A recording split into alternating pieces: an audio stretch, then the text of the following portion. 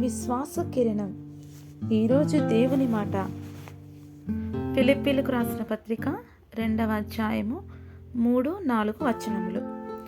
కక్ష చేతనైనను వృధాతిశయము చేతనైనను ఏమీయూ చేయక వినయమైన మనస్సు గలవారై ఒకనికొకడు తనకంటే యోగ్యుడని ఎంచుచు మీలో ప్రతి వాడును తన సొంత కార్యములను మాత్రమే గాక ఇతరుల కార్యములను కూడా చూడవలెను.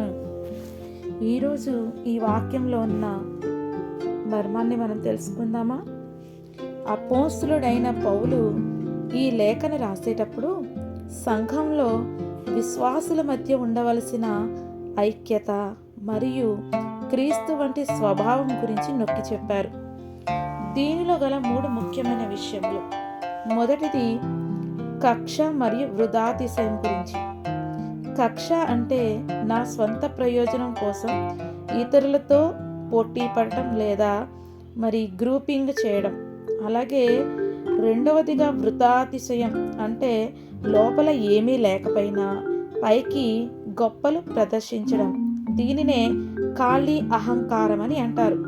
మన ఆరాధన, సేవ లేదా ఇతర పనులు చేసేటప్పుడు అది ఇతరులను తక్కువ చేయడానికి లేదా మనల్ని మనం నిరూపించుకోవడానికి చేయకూడదు.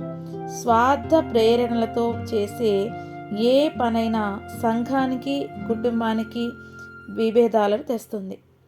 రెండవదిగా వినయమైన మనస్సు. పౌలు కాలంలోనట వినయాన్ని బలహీనతగా చూసేవారట. కానీ బైబిల్ ప్రకారం వినయం అనేది ఒక గొప్ప శక్తి. అందుకే అంటున్నాడు, ఒకనినొకడు తనకంటే యోగ్యుడని ఎంచడం. అంటే ఇతరులు మనకంటే అన్నింటిలో గొప్పవారని కాదు దాని అర్థం. వారికి గౌరవం ఇవ్వడంలో, వారి అవసరాలు తీర్చడంలో వారిని మనకంటే ముందుంచడం. మూడవదిగా ఇతరుల కార్యములను చూసుకోవటం. ఇక్కడ తన సొంత కార్యాలను మాత్రమే కాక అని ఉందండి. అంటే మన బాధ్యతలను, మన కుటుంబ అవసరాలను నిర్లక్ష్యం చేయమని కాదు, కానీ మన గురించి మనం ఆలోచించుకుంటూనే బ్యాలెన్స్డ్గా ఇతరుల క్షేమం పట్ల కూడా అంతే శ్రద్ధ వహించాలి అని.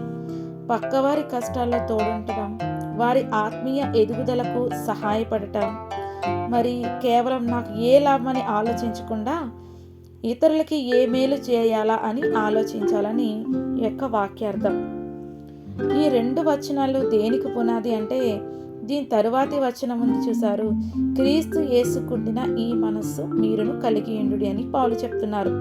యేసుక్రీస్తు దేవుని స్వరూపము కలిగిన వారైనప్పటికీ కూడా తనను తాను పూర్తిగా తగ్గించుకొని దాసుని రూపము ధరించి శిలువ మరణం పొందేంతగా వినయాన్ని, నిస్వార్థ ప్రేమను చూపించారు.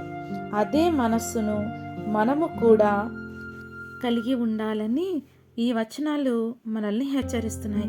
కాబట్టి ప్రియమైన సహోదరులారా, ఈరోజు విన్న ఈ యొక్క వాక్యాన్ని మన హృదయంలో భద్రపరుచుకొని వినయ మనస్సు గలవారై మనల్ని మనం తగ్గించుకుంటూ ఇతరులను కూడా హెచ్చించే గొప్ప హృదయం కలిగి ఉండాలని ఈరోజు దేవుడు మనల్ని ఆశిస్తూ ఉన్నారండి.